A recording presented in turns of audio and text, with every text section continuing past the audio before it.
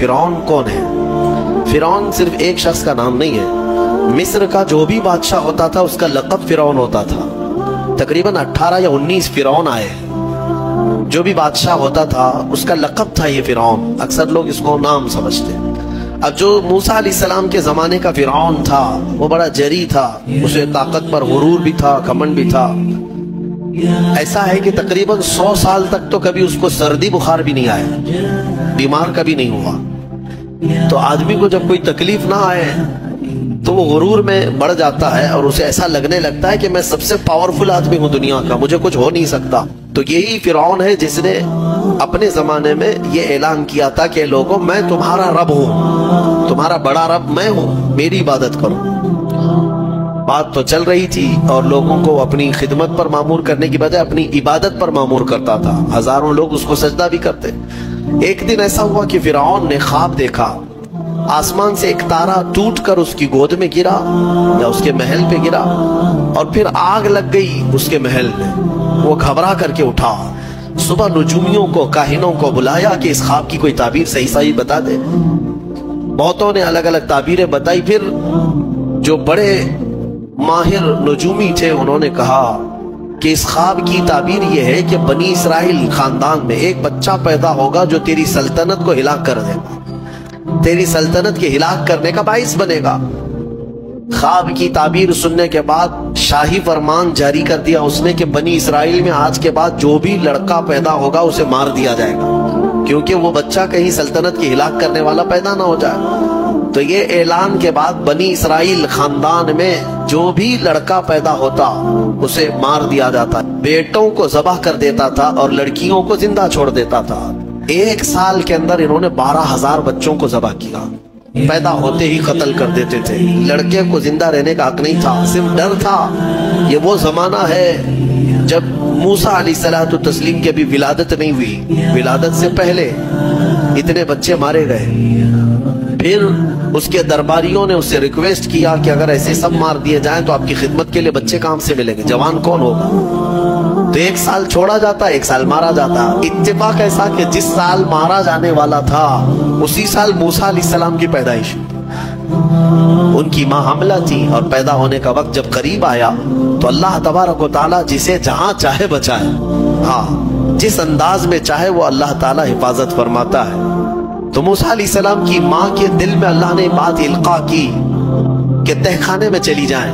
وہ تہ خانے میں گئی، بچے کی ولادت ہوئی، لڑکا پیدا ہوا۔ اب وہ گھبرا گئی کہ یہ سال مارے جانے والا ہے، اور وہ بنی اسرائیل خاندان سے تھی کہ میرا بچہ مارا جائے گا، قتل کر دیا جائے گا۔ تو اللہ تبارک و تعالیٰ نے ان کے دل میں یہ بات القاء کی کہ ایک صندوق لے لو لکڑی کا اور اس میں اس بچے کو ڈال کر دریا میں بہا دو۔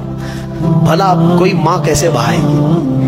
لیکن اللہ تعالیٰ فرماتا ہے وَرَبَطْنَا عَلَىٰ قَلْبِهَا، ہم نے ان کے دل کو مضبوط کر دیا تھا۔ جب اللہ تعالیٰ کسی کے دل کو مضبوط کرتا ہے تو بڑے بڑے کام کر جاتا ہے۔ ان کی ماں صندوق میں رکھ کر کے بچے کو ایک دریا کے کنارے ڈال دیتی ہیں، بہا دیتی ہیں، اور اپنی بڑی بیٹی کو کہتی ہیں کہ دیکھتے رہنا یہ صندوق کہاں جاتا ہے۔ موسیٰ علیہ السلام کی جو بڑی بہن تھی وہ دیکھتی ہوئی جا رہی تھی اس صندوق کے پیچھے۔ صندوق بہتے بہتے بہتے ایک باغیچے کے کنارے لگا، وہ باغیچہ فرعون کا ہی تھا، اور فرعون کی بیوی وہاں پر ٹہلنے کے لیے شام کے وقت آیا کرتی تھی۔ جب وہ اپنی کنیزوں کے ساتھ وہاں آئی تفریح کے لیے تو ایک صندوق کو اپنے باغیچے کے کنارے لگا ہوا دیکھا، اٹھانے کے لیے کہا، اٹھایا گیا تو نہایت ہی خوبصورت بچہ۔ اللہ تعالیٰ نبیوں کو خوبصورتی دیا ہی ہوتا ہے۔ فرعون کے گھر میں کوئی بچہ نہیں تھا، اولاد نہیں تھی، تو فرعون کی بیوی نے اٹھا لیا اور کہا کہ لاؤ یہ بڑا خوبصورت بچہ ہے، حسین بچہ ہے، اور اپنے محل لے آئی۔ فرعون سے کہا کہ آج سمندر میں، دریا میں بہتا ہوا ایک بچہ کنارے پر آ لگا، میں نے اس کو اٹھا لیا ہے۔ فرعون نے کہا کہیں یہ بچہ تو نہیں جو میری سلطنت کو ہلاک کرنے کا سبب بنے۔ بیوی نے کہا ایسا کیسے ہو سکتا ہے، وہ تو بنی اسرائیل خاندان میں پیدا ہوگا، یہ تو کسی دریا سے بہتا ہوا آیا ہے، پتہ نہیں کون سے ملک سے آیا، کہاں سے آیا۔ تو بہرحال اس کی بیوی نے یہ کہا کہ اس کو مت مارو، لا تقتلوا عسى ان ينفعنا او نتخذه ولدا، قریب ہے کہ ہم اس سے فائدہ اٹھائیں گے یا اس کو بیٹا بنا لیں گے۔ بیوی کی بات پر راضی ہو گیا، فرعون جو ہے بیگم کی بات پر آ گیا۔ और उसके बाद रख लिया बच्चे को। औरत के मशवरे पर अमल करते हुए उसने रख तो लिया बच्चे को। अब परवरिश की जब बात आई, बच्चे को दूध पिलाना है, तो तायाम को बुलाया गया। शाही खानदान में बच्चे की परवरिश हो रही है। बहुत सारी औरतें आई, दूध पिलाने की कोशिश करती रही। मूसा अलैहिस्सलाम किसी का दूध नहीं पकड़ते थे। उनकी बहन वहीं खड़ी थी। उसने कहा कि मैं एक दाया को जानती हूं जिसका दूध हर बच्चा पी लेता है। उससे कहा गया कि बुला लाओ। वो जाकर अपनी माँ को बुला लाई, अपनी माँ को ले आई, और उनकी माँ आई, मूसा अलैहिस्सलाम को अपने सीने से लगाई तो दूध पीने लग गए। तो सब में ये बात मशहूर हो गई कि ये यहाँ की मशहूर दाया है और ये खानदान के अंदर रहेगी, शाही खानदान में, महल में रहेगी, और बच्चे को पिलाने की उजरत भी दी जाएगी, उजरत भी दी जाएगी। फिरौन के घर में परवरिश भी और उन्हीं की माँ से दूध भी पिलाना, फिर प्लस उसकी उजरत भी दिलाना, ये शान है रब्बे जुल जलाल की। वो जहां चाहे जैसे चाहे परवरिश फरमाए, हक की हिफाजत करना ये मौला की शान है। खैर, मूसा अलैहिस्सलाम फिरौन के घर में परवरिश पाते रहे। जब आपकी उम्र 2 साल के करीब की हुई, फिरौन और उसकी बीवी बैठे हुए थे।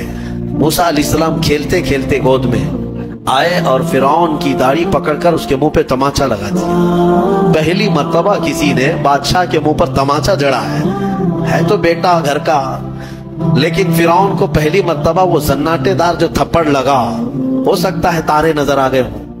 वो घबरा गया, कहा कि ये बच्चा ऐसा कैसे मुझे मार सकता है, हाथ कैसे उठा सकता है। दस्तरखान से उठ गया और कहा अपनी बीवी से, बेगम मुझे लगता है यही वो बच्चा होगा, यही बच्चा होगा जो सल्तनत के हमारे खिलाफ जाएगा। फिर बेगम ने कहा ऐसा कैसे हो सकता है, बच्चा है, छोटा है, और लाड़ प्यार में बच्चे माँ बाप के साथ इस तरह की हरकतें करते हैं। फिरौन ने कहा नहीं, मुझे चेक करना है, ये बच्चा जानदार है, जानकार है, ये जानता है। तो फिर मूसा अलैहिस्सलाम का वहां पर इम्तिहान लिया है। फिरौन की बीवी बचाने पर लगी हुई थी। फिरौन ने कहा कि ठीक है, देखते हैं ये कि बच्चे को समझ है या नहीं है। इम्तिहान के लिए बेगम ने कहा एक काम करो, एक बर्तन में आग के अंगारे दहकते हुए कोयले वो भी लाए जाएं, और एक बर्तन में सफेद फूल लाए जाएं। अगर बच्चा अक्लमंद होगा तो फूलों को पकड़ेगा, नहीं तो फिर ये लाल चीज की तरफ बच्चों का हाथ ज्यादा जाता है, आग देखेगा। कहा ठीक है, ये आजमाइश की जाएगी। एक बर्तन में आग के लाल सुर्ख अंगारे कोयले लाए गए और एक बर्तन में फूल लाए गए, दोनों रखे गए। मूसा अलैहिस्सलाम क्या, हर नबी माँ के पेट से ही हर चीज को जानते हैं। अल्लाह ताला उन्हें इल्म भी नवाजा है। मूसा अलैहिस्सलाम को बुलाया गया, 2 साल की उम्र है कि बच्चे इन दोनों में से कोई चीज उठा लो, उठा लो। तो मूसा अलैहिस्सलाम का हाथ फूलों के बर्तन की तरफ ही बढ़ने लगा। ये तो इम्तिहान था। जिब्राइल अलैहिस्सलाम उसी वक्त नाजिल हुए और आपका हाथ पकड़ करके आग में डाला। आग में से एक कोयला मूसा अलैहिस्सलाम उठाए और अपने मुंह में रख लिए, जिसकी वजह से आपकी जुबान जल गई, हाथ में भी आग लगी। फिर फौरन हटाया गया। फिरौन को वो सेटिस्फाइड हो गया कि नहीं, ये जानता नहीं है, जानता होता तो आग नहीं उठाता। बहरहाल मूसा अलैहिस्सलाम को इस आग के कोयले के जुबान पर रखने की वजह से जिंदगी भर उसका असर रहा, जुबान में जिंदगी भर असर रहा। फिर जवानी आई मूसा अलैहिस्सलाम की, उसी घर में परवरिश पाते हुए। फिर आप वहां से निकले और आपकी माँ ने आपको सारी चीजें बता दी कि हम बनी इसराइल से हैं, नबियों का खानदान है, अल्लाह तबारक व तआला की इबादत पर हम हैं, और फिरौन जालिम है और वो अपनी परस्तिश